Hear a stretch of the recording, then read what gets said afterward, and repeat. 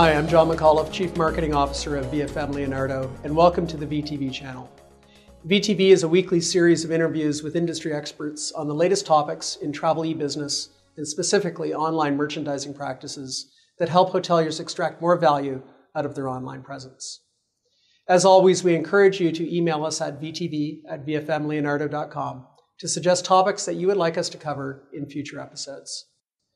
Today, I'm joined by Richard Wiegmann, the Managing Director of Trust International. Trust services more than 60 hotel chains globally with web and GDS distribution technology and reservation services. Prior to joining Trust International, Richard held executive positions within Travelport, the former owner of Trust, Amadeus, Bertelsmann, and DER. Richard, welcome and thank you for joining us on VTV. John, thank you very much for inviting me. Our topic today is your hotel experience worth the price? We have seen a tremendous amount of research that consumers are much more discerning about their travel choices and increasingly sensitive to the content they see, or quite frankly, they don't see when researching hotels online. All hotel categories, from luxury to economy to limited service, need to communicate the value of the experience they offer, meaning hoteliers need to show travel shoppers why their hotel prices are worth the price. Many online retailers have been successfully merchandising their products online for years, but the travel industry seems to be slow to adopt those visual merchandising practices. Why do you think this is, Richard? Let me answer from two different perspectives on this one. I'm a business traveler, I'm a leisure traveler, but I spend roughly 160 nights away from home in hotels every year. And on the other side, I'm heading up one of the largest CRS providers on this planet that supports hoteliers in order to make sure that business is driven to the hotels and that the customers are willing and would like to pay high and good rates for the stay.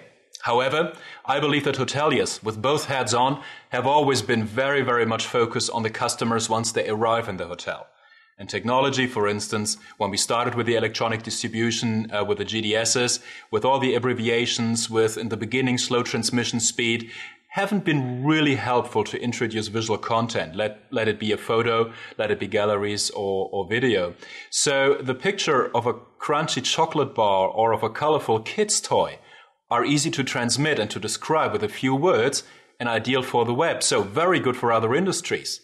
And marketeers of consumer goods are doing a great job, a really good job, in identifying their target groups and promoting tailor-making the product to meet their needs. Hoteliers, however, are trying to sell their property to everybody, and the message tends to be overly general. Think about a hotel. There are so many stories to tell, so many good stories. There is a good story about the service.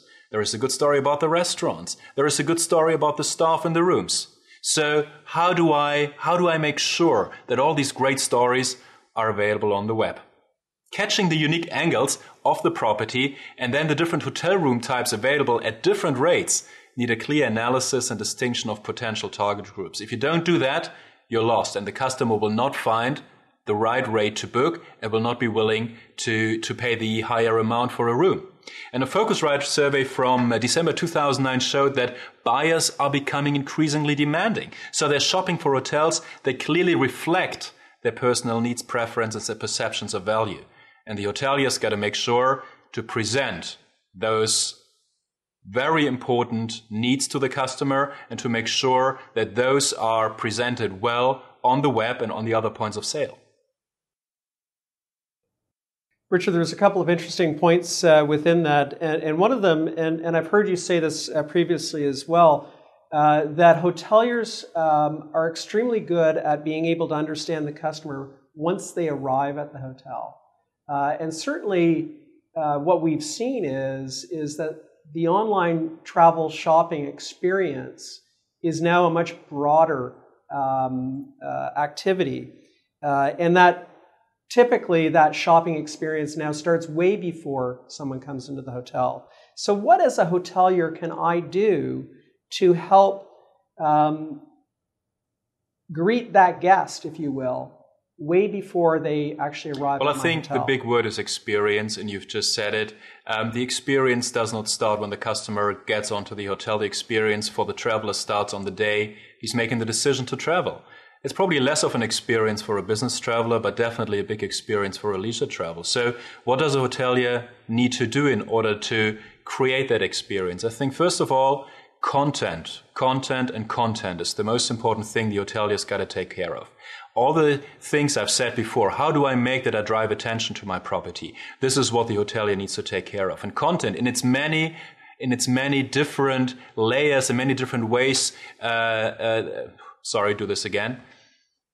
And content is available in many ways. So content is available on the web, content is available on the traditional travel agent channels, content has to be available in the call centers, content has to be available on media, on social media. So the hoteliers have to have a clear content strategy, again, to target the right consumer and to make sure that the consumer is willing to book the rate and willing to book the property. And I think there is a lot more than obviously content. The best content doesn't help if you don't give the customer the experience to find out about the prices.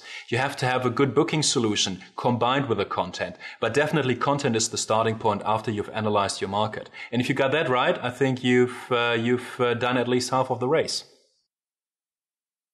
You know, and also I was interested in your comment about the fact that one of the challenges that hoteliers have is they're trying to market their hotel to many different types of travel shoppers versus an online retailer that may be targeting a particular product to a particular audience.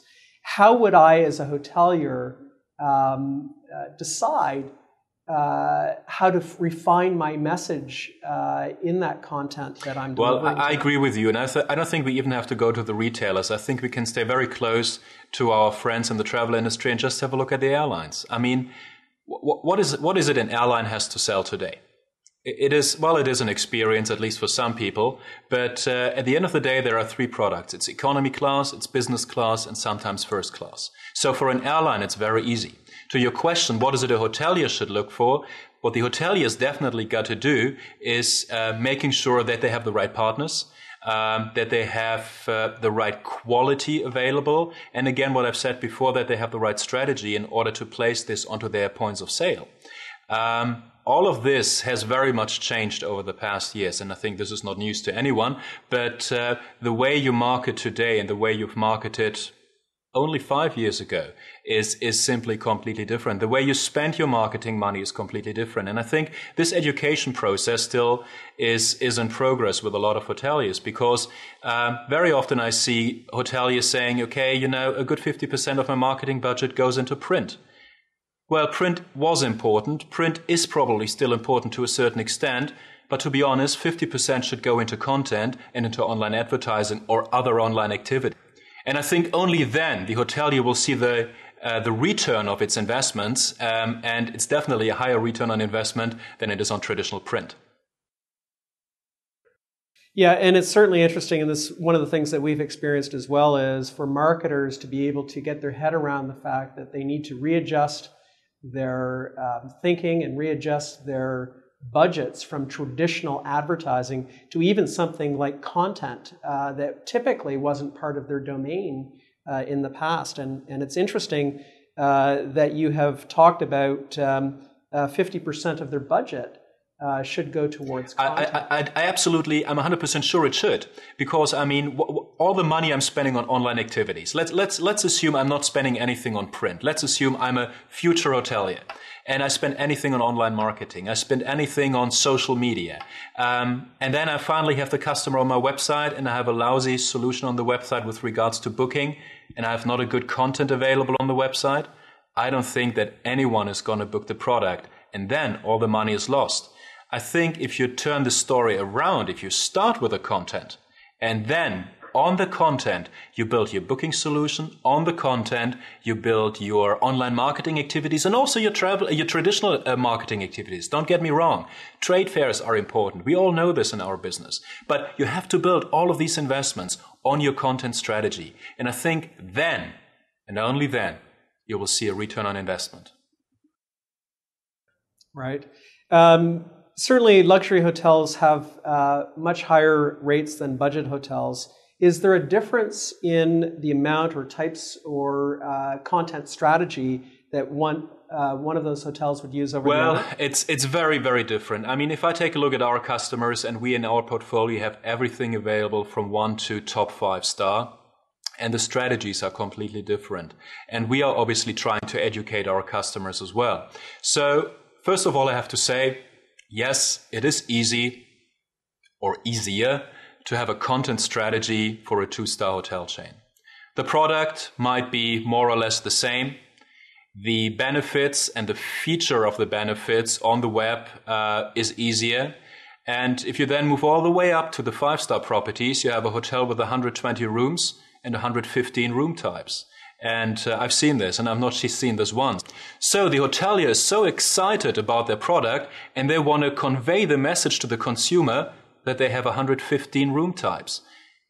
With the best content strategy, you will not be able to catch the consumer and make him aware of 115 different room types. So you got to make sure that your product and the way you package your product, even though it is beautiful, even though you have all these room types, but you got to make sure that the way you're packaging it is accepted by the consumer. And again, this brings it down to a good content strategy. I think also on the content side, you can overload. You can give the customers too many choices, too many pictures, too many videos.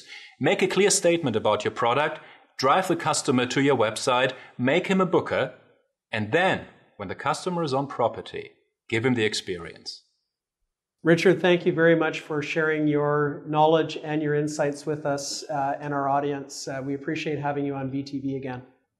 Thank you very much. To all the viewers out there, be sure to post your comments on this episode of VTV and subscribe to our feed to receive more valuable insights from industry experts.